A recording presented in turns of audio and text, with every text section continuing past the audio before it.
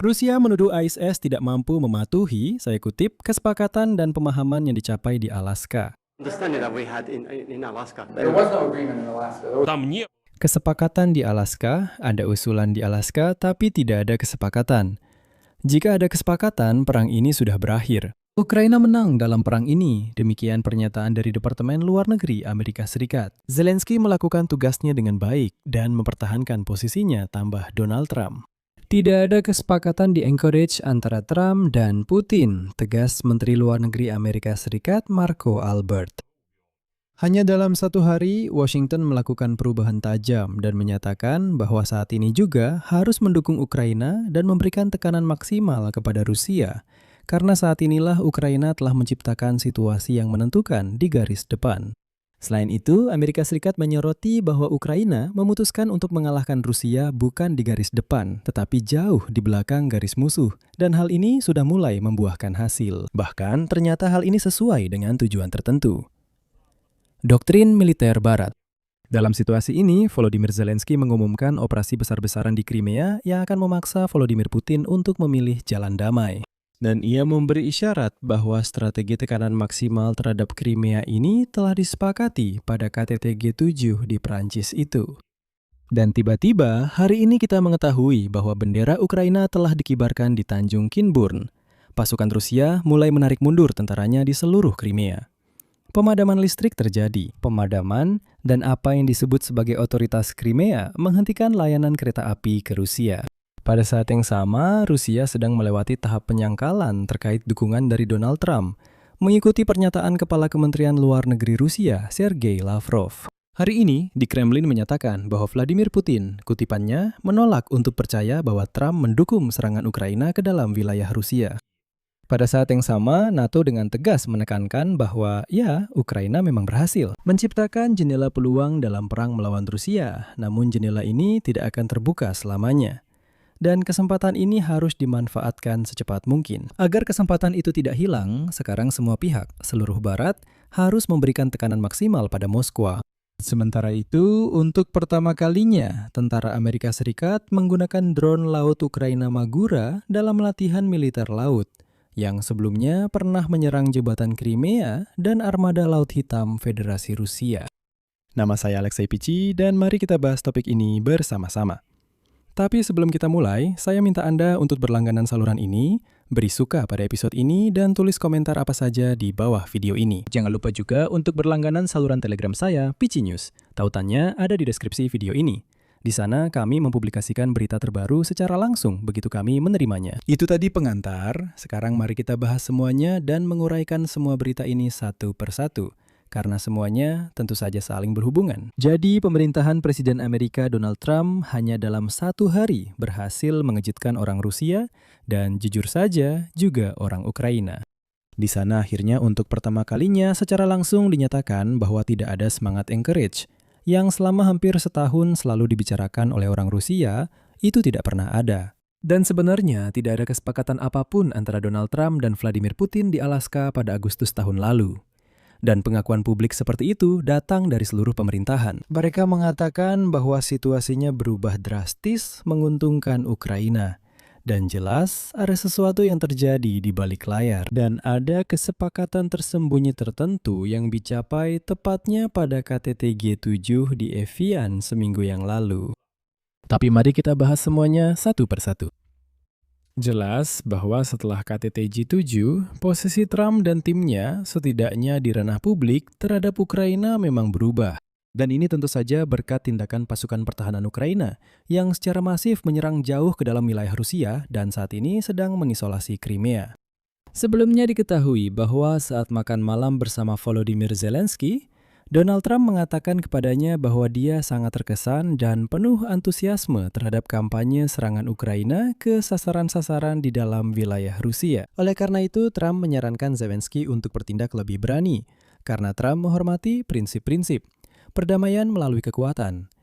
Dan jika Ukraina bisa menunjukkan kekuatan kepada orang Rusia, maka Trump yakin bahwa kekuatan itu bukan hanya perlu ditunjukkan, tapi benar-benar wajib ditunjukkan.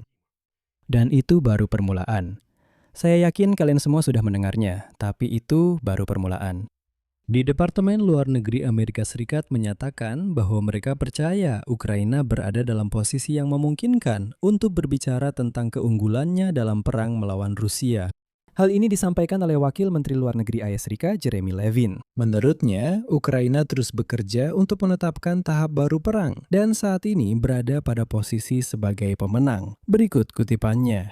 Saat ini kita berada dalam posisi di mana Ukraina benar-benar memenangkan perang. Wakil Menteri Luar Negeri Amerika Serikat juga menyoroti perubahan situasi dibandingkan dengan tahun-tahun sebelumnya. Dia mengatakan bahwa sebelumnya militer Ukraina menunggu musim dingin ketika tentara Rusia bisa memperlambat aktivitas mereka. Dan karena itu, saat itu mereka menang. Sementara angkatan bersenjata Ukraina beralih ke fase aktif dari pihak mereka. Namun sekarang, sebaliknya, justru Federasi Rusia yang mengandalkan datangnya musim dingin. Sementara Ukraina terus memberikan tekanan kapan saja sepanjang tahun. Levin juga mengingatkan bahwa bahkan dalam kondisi musim dingin yang sulit, Ukraina mampu mengubah jalannya peristiwa dan melancarkan serangan ke objek-objek infrastruktur di wilayah Rusia. Selain itu, dia juga menyebutkan kemungkinan peninjauan kembali kebijakan sanksi terhadap minyak Rusia. Di satu sisi, dia mengatakan bahwa pada dasarnya Selat Hormuz di Timur Tengah terbuka, dan saat ini tidak ada kekurangan minyak di pasar dunia. Oleh karena itu, sanksi terhadap minyak Rusia bisa kembali ditinjau dan diberlakukan dengan dampak yang semaksimal mungkin. Di sisi lain, dia mengatakan bahwa tindakan angkatan bersenjata Ukraina memberi mereka alasan untuk berpikir bahwa penerapan sanksi ini hanya akan menjadi pukulan tambahan bagi ekonomi Rusia. Ngomong-ngomong Eropa, mari kita sedikit menyimpang. Eropa juga mulai bertindak secara aktif. Prancis hari ini menyita satu lagi kapal tanker dari armada bayangan Rusia. Dan Inggris yang juga baru-baru ini menyita kapal tanker armada bayangan Rusia yang serupa, memutuskan bahwa mereka bisa langsung menjual minyak di kapal tanker yang disita itu. Karena menurut hukum internasional, minyak ini ilegal. Jadi, minyak ini tidak dimiliki oleh siapapun. Mereka bilang, kita jual saja, kita dapat uang dari sini. Tapi, maaf, mari kita kembali ke Trump. Langsung saja, hanya beberapa jam setelah Wakil Menteri Luar Negeri Amerika Serikat menyatakan bahwa Ukraina sedang menang, Presiden Amerika Serikat Donald Trump memberikan penilaian positif terhadap tindakan Presiden Ukraina Volodymyr Zelensky dalam perang melawan Rusia yang liar. Berikut kutipan dari Donald Trump. Bagaimanapun juga, dia melakukannya dengan cukup baik. Setidaknya dia masih bertahan. Sangat banyak orang yang tewas di kedua belah pihak. Tapi menurut saya, dia melakukan pekerjaannya dengan baik. Pernyataan ini disampaikan Trump pada konferensi pers bersama Sekjen NATO, Mark Rutte. Dan Trump menambahkan bahwa Zelensky berani, sambil menekankan bahwa dia, kutipannya, memiliki perlengkapan yang hebat, orang-orang yang hebat, dan ada para pejuang sejati. Seperti pemenang. Apakah Anda pikir Presiden Zelensky sedang menang saat ini? Ya, dia melakukannya dengan cukup baik. Bagaimanapun Anda melihatnya, dia melakukannya dengan cukup baik. Dia mampu bertahan setidaknya. Banyak orang tewas di kedua belah pihak, tapi saya pikir dia melakukannya dengan cukup baik. Sebelumnya saya ingatkan, Trump bertemu dengan Zelensky di KTT G7 di Prancis. Meskipun banyak media menulis bahwa pertemuan seperti itu tidak akan terjadi sama sekali. Oh, dan seperti yang dikatakan sumber Financial Times, Presiden Amerika sangat terkesan dan terinspirasi oleh serangan Ukraina terhadap Rusia dan berbicara lama tentang hal itu dengan Presiden Ukraina. Hal itu benar-benar membuatnya terkesan. Dia berkata, kalian bahkan bisa seperti itu. Kalian bisa menghancurkan infrastruktur Rusia seperti ini, dan Putin tidak bisa melakukan apa-apa terhadap hal itu. Karena itu, Trump menyarankan Zelensky untuk bertindak lebih berani terhadap Rusia. Pada gilirannya, narasumber Bloomberg mengatakan bahwa sekarang Presiden Amerika Serikat dan lingkarannya percaya bahwa Moskwa tidak akan bisa meraih kemenangan di medan perang dan posisi Kiev semakin kuat. Dan setelah itu, Zelensky menyatakan bahwa menerima bantuan yang dijanjikan oleh para mitra pada KTT G7 akan memungkinkan Kiev untuk bertahan. Secara cepat menciptakan kondisi di mana Rusia akan dipaksa untuk memilih perdamaian. Dia juga mencatat bahwa operasi angkatan bersenjata Ukraina terhadap Crimea, di mana semenanjung tersebut diputus dari pasokan dari Rusia, telah diperhitungkan dengan cermat dan harus memberikan tekanan pada Moskow. Dan selanjutnya, saya kutip ucapan Zelensky. Operasi kami, khususnya terhadap Crimea, telah diperhitungkan dengan cermat, dan bagaimana operasi itu berlangsung benar-benar membuktikannya. Jika apa yang telah kami sepakati dengan mitra dalam kerangka G7 benar-benar diberikan kepada Ukraina, dan itu tergantung pada keputusan para mitra, kami akan segera menciptakan kondisi di mana Rusia akan dipaksa untuk memilih perdamaian. Kami sangat mengharapkan jawaban positif dari para mitra kami. Mereka tahu persis apa yang sedang dibicarakan. Saat ini, militer kami menghancurkan di wilayah Ukraina yang sementara diduduki dan di wilayah Rusia sendiri, segala sesuatu yang mendukung perang Rusia. Segala sesuatu yang membuat perang ini dan agresivitas Rusia menjadi mungkin. Artinya, Zelensky akhirnya sedikit membuka tabir misteri itu. Pada KTT G7 di Evian, memang telah diambil keputusan untuk menekan Putin dengan cara-cara militer. Ini berarti bahwa Ukraina berhasil membuat para mitra berubah pikiran, bahwa jika mereka memberikan bantuan yang cukup dari pihak mereka, dan Donald Trump, hanya tidak akan menghalangi.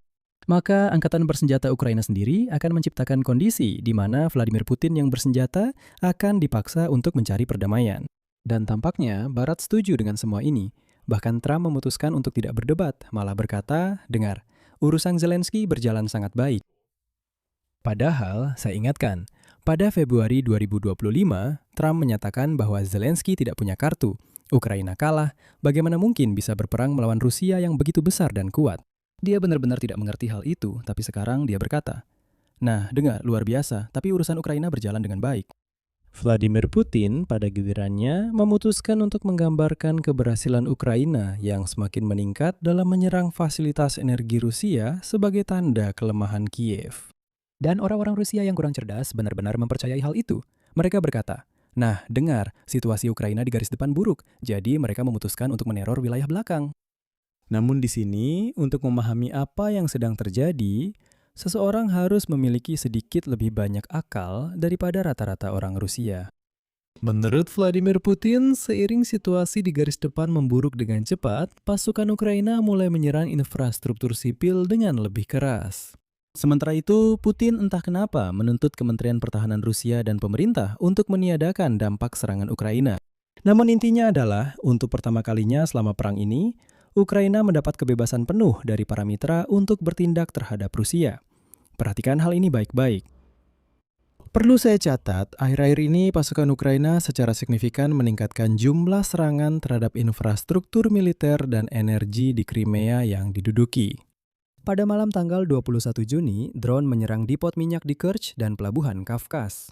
Itu berada di sisi sana, sudah di wilayah Rusia, yang menyebabkan penjualan bahan bakar di Semenanjung sepenuhnya dihentikan, dan penyeberangan feri melalui Selat Kerch ditutup. Pada malam yang sama, gangguan listrik memengaruhi sebagian wilayah Crimea yang cukup besar, termasuk Sevastopol, Alusta, Armyansk, Krasnoperevodok, Prikopsk, dan Zankoy. Setelah itu, pada malam tanggal 23 Juni, gardu listrik Nasosnaya 2 di distrik Sovetsky diserang. Dan pada malam tanggal 24 Juni, pembangkit listrik tenaga termal Balaklavskaya di Sevastopol juga diserang. Sehingga kota tersebut benar-benar kehilangan aliran listrik. Kerusakan juga tercatat di pembangkit listrik tenaga termal Kerchenskaya, di gardu listrik Crimea Barat, dan di daerah Gunung Ai Petri, tempat terdapat stasiun radar pasukan Dirgantara Federasi Rusia. Saya ingatkan, beberapa hari sebelumnya drone Ukraina menyerang pusat komunikasi luar angkasa di Dukna di wilayah Moskow. Hal ini menunjukkan bahwa antara lain, pasukan pertahanan Ukraina juga sepenuhnya menghancurkan apa yang disebut komunikasi luar angkasa milik Rusia. Perlu saya catat, dari Gunung Ai Petri inilah stasiun radar itu. Pasukan Dirgantara Rusia mencoba mengacaukan Starlink untuk angkatan bersenjata Ukraina, dan pusat komunikasi luar angkasa di Dukna itu pada dasarnya membantu menciptakan semacam analog Starlink di tangan Rusia. Secara paralel, pasukan operasi khusus Ukraina mengumumkan penghancuran total jembatan kereta api di atas kanal utara Crimea di daerah desa Rasdolnoye. Ini adalah jalur strategis yang digunakan untuk memasok pasukan di arah selatan. Ini merupakan kelanjutan dari kampanye sistematis untuk mengisolasi semenanjung Crimea. Nah, hari ini muncul berita yang benar-benar menjadi tanda utama mundurnya pasukan Rusia secara bertahap. Hari ini, bendera Ukraina berkibar di atas Tanjung Kinburn. Video yang menampilkan bendera tersebut ditunjukkan oleh Komando Wilayah Pertahanan Teritorial Selatan Angkatan Bersenjata Ukraina. Berikut kutipan dari mereka. Bendera biru-kuning di Tanjung Kinburn muncul setelah serangan tembakan hebat, di mana pasukan pertahanan selatan memaksa penjajah Rusia mundur dari posisi yang mereka duduki. Evakuasi personel yang selamat sedang berlangsung. Para penjajah meninggalkan garis pertahanan mereka. Kami tidak akan berhenti. Suatu saat nanti, tank-tank kita pasti akan mencapai Jankoi. Belakangan diketahui bahwa otoritas pendudukan di Crimea mengumumkan pengurangan layanan kereta api dengan Rusia. Seperti yang dinyatakan oleh apa yang disebut Kepala Crimea, Sergei Aksenov, berdasarkan keputusan markas operasional, jumlah kereta api yang beroperasi dari Rusia ke Semenanjung dan kembali akan dikurangi setengahnya, dari 14 menjadi 7 kereta per hari. Namun ternyata, bahkan 7 kereta yang tersisa dari Rusia sekarang tidak akan sampai ke Simferopol, Sevastopol, atau Yevpatoria. Tidak, sekarang semua kereta dari Rusia hanya akan sampai di Kerch. Dan langsung berbalik arah dan kembali ke Rusia yang kotor dan bau itu. Selain itu, orang-orang Rusia benar-benar melarikan diri dari Crimea. Tentu saja propaganda Rusia mengatakan bahwa semuanya baik-baik saja di Crimea. Katanya musim liburan semuanya menyenangkan. Dan semua pernyataan tentang tidak adanya bensin itu hanyalah ulah propaganda Ukraina. Ukraina membesar-besarkan, semuanya tidak seperti itu. Namun di arah yang disebut Jembatan Kerch, citra satelit Planet Labs pada 24 Juni menangkap penumpukan besar mobil-mobil pribadi. Kemacetan membentang lebih dari 10 km dari pos pemeriksaan sebelum jembatan itu hingga ke daerah desa Ivanovka. Disebutkan bahwa sudah sekitar 1.500 mobil mencoba keluar dari Crimea yang diduduki sementara. Para penjajah secara rutin menutup lalu lintas di jembatan ini, yang bagi mereka sangat penting secara strategis. Karena operasi pertahanan udara atau ancaman serangan drone laut. Ngomong-ngomong soal drone laut, selama latihan bulan April di Filipina yang sebelumnya tidak diumumkan dan baru sekarang diketahui, pasukan khusus Amerika untuk pertama kalinya menggunakan drone laut terhadap kapal yang sudah tidak digunakan lagi yang dijadikan sebagai target.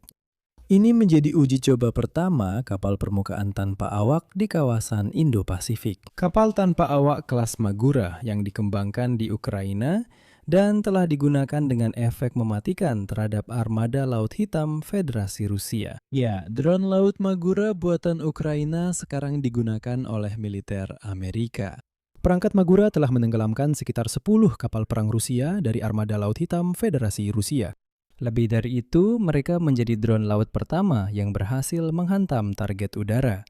Pada model terbaru dapat dipasang 2 rudal. Dan pada tanggal 31 Desember 2024 dengan rudal seperti itulah dari kapal tanpa awak di daerah Tanjung Tarhankut di Crimea, helikopter Mi-8 Rusia berhasil ditembak jatuh. Pada Mei 2025 di dekat Novorossiysk, drone menembak jatuh pesawat tempur Su-30 dengan rudal. Dan yang sangat penting, informasi ini bahkan dikonfirmasi oleh militer Rusia sendiri. Dan dalam situasi seperti ini, Vladimir Putin kembali menyatakan kemarin bahwa Rusia siap untuk bernegosiasi dengan Ukraina, tapi berdasarkan semacam kesepakatan khayalan antara Donald Trump dan Vladimir Putin di Anchorage, Alaska pada Agustus tahun lalu.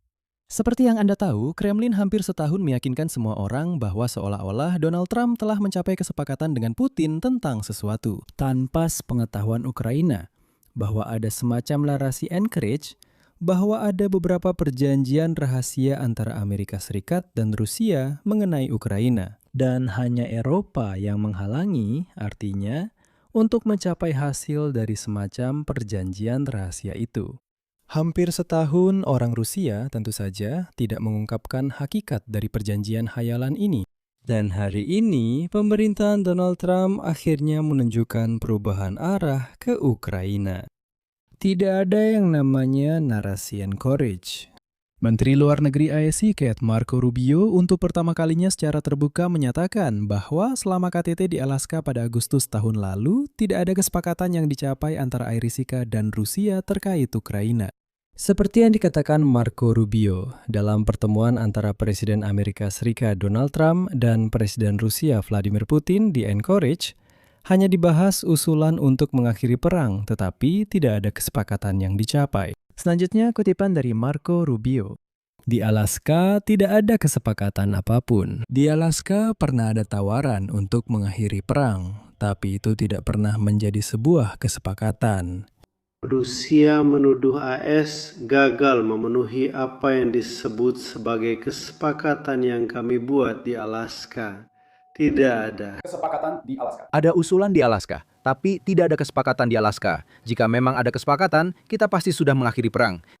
Jadi seperti yang saya katakan, Presiden sudah siap dan Amerika Serikat juga tetap siap untuk memainkan peran konstruktif apapun yang bisa kami lakukan untuk mewujudkan, Anda tahu, berakhirnya perang di Ukraina ini secara permanen. Dan disinilah orang-orang Rusia mulai memasuki fase penyangkalan keras. Di Kremlin, mereka meminta agar tidak mempercayai laporan bahwa Presiden Amerika Serikat Donald Trump mendukung peningkatan tekanan militer Ukraina terhadap Rusia, termasuk serangan ke dalam wilayah Federasi Rusia. Hal ini sebelumnya telah diberitakan oleh sumber-sumber yang mengetahui situasi kepada media Ukraina Kyiv Independent dan surat kabar Inggris Financial Times.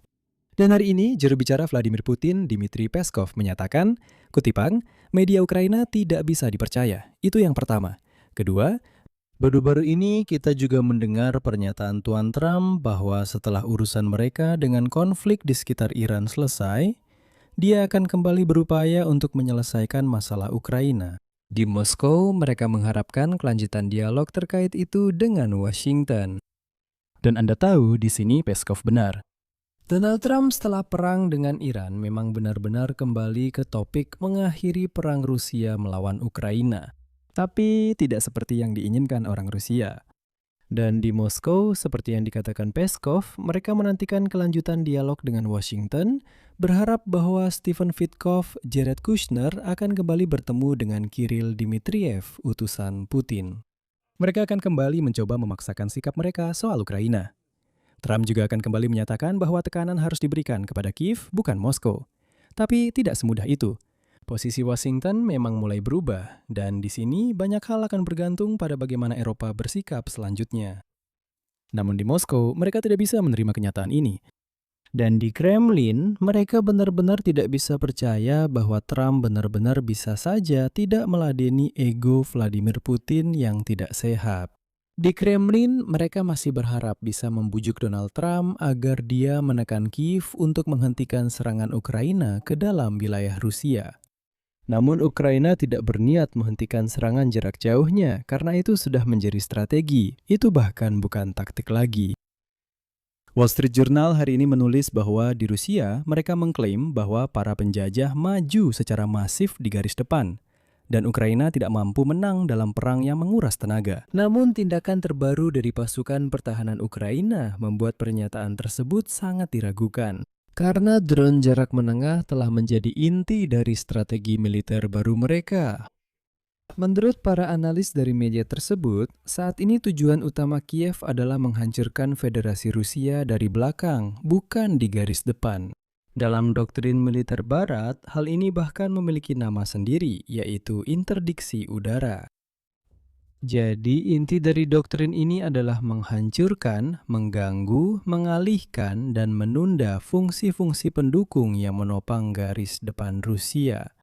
Untuk itu, Angkatan Bersenjata Ukraina menggunakan drone jarak menengah untuk menyerang pos komando, jalur komunikasi, gudang amunisi dan bahan bakar, pusat kendali drone, pusat logistik, dan pasukan cadangan. Secara paralel, Kiev juga meningkatkan jumlah serangan jarak jauh, yaitu serangan mendalam terhadap sasaran militer dan infrastruktur energi di dalam wilayah Rusia sendiri. Akibatnya, Kremlin harus mengambil keputusan sulit tentang di mana menempatkan pertahanan udara dan area mana yang harus dibiarkan tanpa perlindungan. Sebagai bukti bahwa strategi ini berhasil, Zelensky kemarin menyatakan bahwa Rusia memang sedang berusaha memindahkan pertahanan udaranya ke Moskow dengan membiarkan bagian-bagian garis depan terbuka serta membiarkan objek-objek militer dan energi penting di seluruh Rusia dan di wilayah Ukraina yang diduduki tanpa perlindungan. Mengenai garis depan, pasukan pertahanan Ukraina juga kini memiliki lebih banyak drone jarak pendek. Dan di Institut Studi Perang mencatat bahwa secara keseluruhan, hal ini memberikan efek operasional yang belum pernah kita lihat sebelumnya dalam skala sebesar ini. Selain itu, para analis melihat bahwa saat ini Kiev sedang melewati tahap peralihan dalam upaya mencapai tujuan deokupasi seluruh wilayah.